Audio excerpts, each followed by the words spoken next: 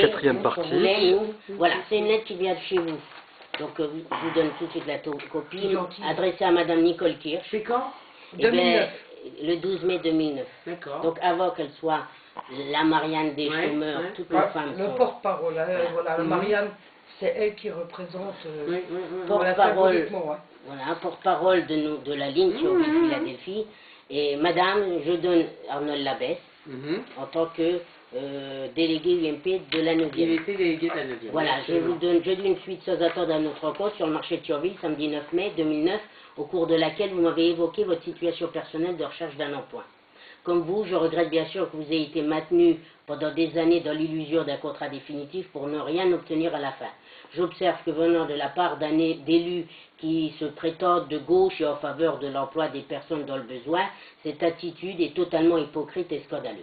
Dommage également que votre député à Moyeuvre-Grande dans la 10e circonscription socialiste aussi ne vous aide pas du tout dans la détresse qui est la vôtre aujourd'hui. Comme convenu, je vous propose donc de nous faire parvenir votre CV et un état des démarches sur lesquelles vous comptez le plus afin que je puisse faire part à notre députée Anne Gromerche qui en fera un suivi.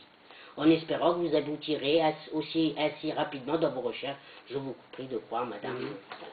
Bien à vous. Et une réponse qui n'est jamais partie, mais qui a été écrite par Nicole, et moi j'ai juste tapé voilà, à vous, donc madame la députée, monsieur Arnold Labesse, brièvement je vous remercie de votre courrier rapide, merci madame la députée de m'avoir... je n'y ai pas cru du tout sur le marché. Cela m'a fait beaucoup de bien de savoir que quelqu'un pense à moi. Je suis demandeur d'emploi depuis 15 novembre 2008 et la pilule est d'autant plus amère que, reconnu comme un excellent ouvrier par mon employeur, j'ai été remercié avec peu d'élégance. À ce sujet, je suis dans une action prud'homale à Thionville contre M. René Drouin, président, etc. parce que la procédure de licenciement n'a pas été respectée. Et plus, je suis à la recherche d'un emploi, genre espace vert, sur l'axe Moyeuvre-Grande, ailleurs Thionville, le travail ne me fait pas peur, j'ai une très grande expérience à cela, etc. En effet, j'ai entretenu pendant 7 ans, souvent seul, 10 hectares de terrain, etc. Je n'ai obtenu que des félicitations de la part des usagers. J'ai aussi accompli un grand travail de pédagogie auprès des jeunes, notamment de contrats précaires, hors contrats précaires. Depuis une quinzaine d'années avec M. Drouin, sous des casquettes différentes, je n'ai pas de papier en main, ni même eu l'occasion de passer mon permis de conduire, qui m'a empêché de manœuvrer régulièrement, etc. Je suis également polyvalente, je suis imposée dans un travail réservé aux hommes, en vous remerciant de vos dettes, voilà. Et maintenant, pourquoi cette lettre n'est pas partie? Enfin, je laisse la parole. Hein. Bon, alors moi je me présente, Nicole Kirch, enfin 2 enfants, 56 ans. Bon, comme vous voyez, j'ai été remerciée en 2008. Et bah, mon but, c'est pourquoi je n'ai pas répondu à cette lettre-là, parce qu'à l'époque-là, j'étais dans un parti, et j'y croyais. Le truc qu'il y a, c'est qu'on m'a dit, on défend la veuve et l'orphelin. Et plutôt, j'ai eu beaucoup de poussière dans les yeux, parce que quand je me suis réveillée, j'étais bien contente d'être partie de là. Alors, bah, moi, quand je fais quelque chose à fond, je suis honnête. Et j'y croyais vraiment, et puis... J'aurais été chez vous ou quoi, on m'aurait traité de traite, vous voyez comment c'est au niveau politique. Et je suis très très contente d'avoir quitté le monde là, parce que c'est vraiment un monde de jungle, hein, il faut dire qu'ici, hein, ils se battent tout pour leur poste. C'est facile de parler du chômage et tout ça, et puis voilà, 2-3 manifestations, et puis on marque un petit mot dans le journal, puis automatiquement, bah, on est toujours dans le même moule, comme dirait l'autre. Hein. Bon, alors moi, je voulais dire une chose, j'ai 56 ans, je suis l'aîné de 14 frères et sœurs. Alors la misère, je la connais depuis bien longtemps. C'est pas qu'il y a... Ah, on dit qu'il y a maintenant... ça descend, il n'y a plus de boulot, plus rien. À l'époque-là, je vous parle en 60, 68 et tout ça, c'était aussi la misère. Et il y avait du travail. Alors moi, la misère, je la connais. Je suis là pour représenter simplement, moi, les jeunes. Alors tout à l'heure vous avez parlé de formation, moi je suis tout à fait d'accord avec vous, mais au moins des formations qui soient bien encadrées, parce que si c'est pour donner des formations à un jeune, vous voyez, bah tiens, toi tu vas faire serrurier, toi tu vas faire peintre ou ça, et il y a des formations qui sont nulles, je vous dis honnêtement. Bah écoute, tu vas aller là, et puis le formateur il n'est pas compétent. Oui, on va vous mettre un peintre et l'électricien. où on va vous mettre un cuisinier et qui doit faire de la soudure. Et ça, je crois que là-dedans aussi, il y a aussi des recherches à faire.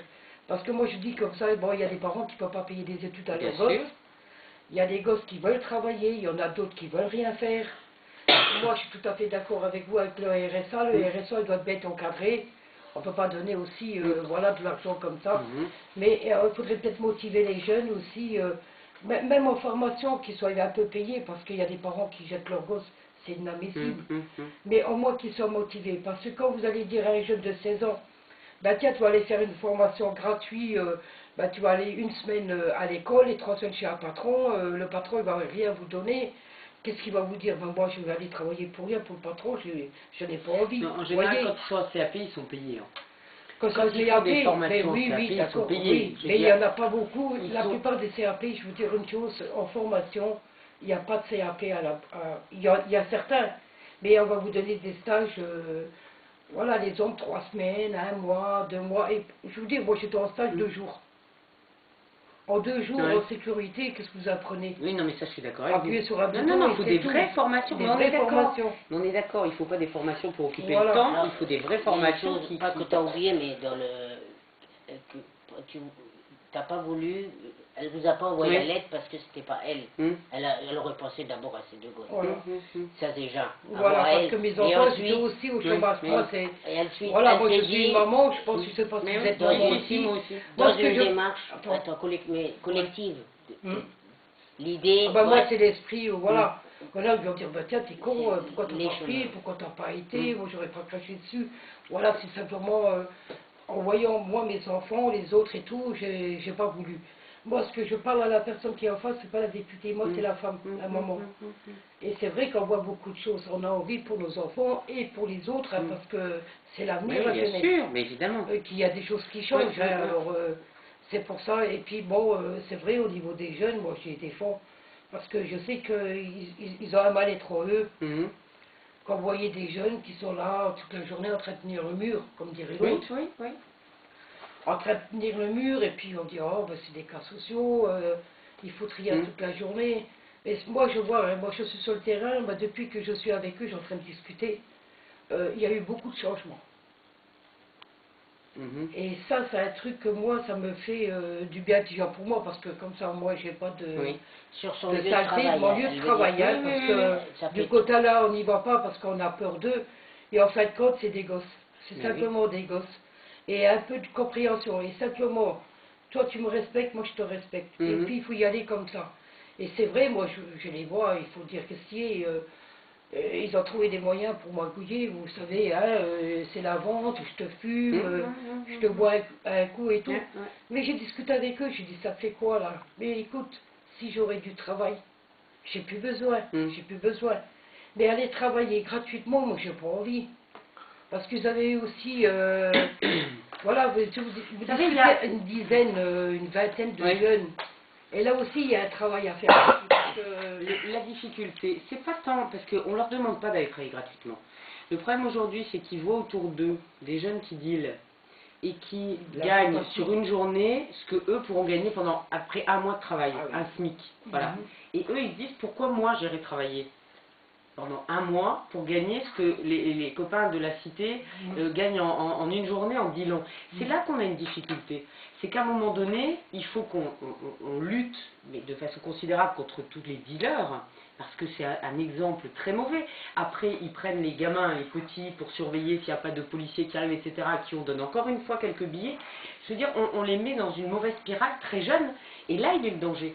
Parce que du travail, il y en a, et il peut y en avoir. Alors, il n'y en a pas pour tous aujourd'hui, évidemment, on est bien d'accord, surtout dans le contexte dans lequel on est, mais du travail, il y en a quand même, et on n'arrive pas à mettre les jeunes dedans, mais il faut aussi que les jeunes acceptent de se dire, voilà, on y va, on montre qu'on est capable, on va gagner, petit à petit, si on est bon, on progressera, notre salaire évoluera, enfin, mais il faut faire la démarche première, et c'est là qu'on a parfois un manque de, enfin, malheureusement, les jeunes baissent trop vite les bras, en se disant de toute façon ça marchera pas, on n'y arrivera pas.